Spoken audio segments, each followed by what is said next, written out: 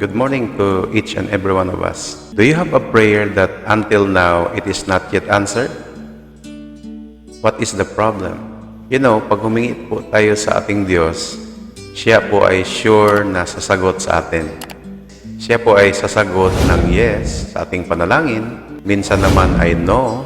Minsan naman ay maghintay ka muna. Minsan po ay mali ang ating paglapit sa ating Diyos sa panalangin. Today, our text is John 16:24. Until now you have not asked for anything in my name. Ask and you will receive, and your joy will be complete. In Cebuano, hangtod karon kamo wala makapangayo og bisan unsa sa akong ngalan.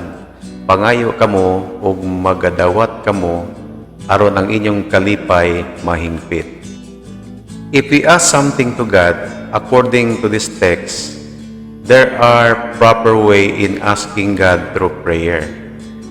Ang sabi po, until now you have not asked for anything in my name.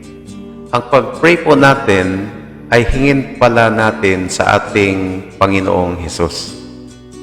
Amen? I-address po natin sa Diyos Ama sa pangalan ni Hesus ang ating panalangin. Kaya maganda talaga na ang tao ay magsaliksik sa salita ng Diyos upang maturuan tayo kung ano ang dapat natin gawin sa ating buhay. Lalong-lalo na po kung tayo po ay manalangin.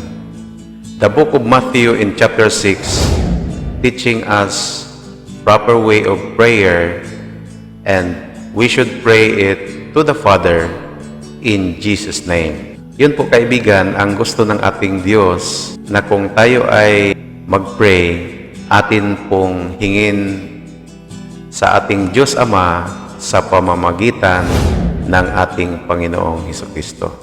Kaya po kung mag-pray, kadalasan mag-pray ang isang Christian ay meron pong sa huli, in Jesus' name. Or ito po aking dalangin sa pangalan ni Jesus. Amen. So napakaganda rin po na tayo po ay humingi sa Diyos.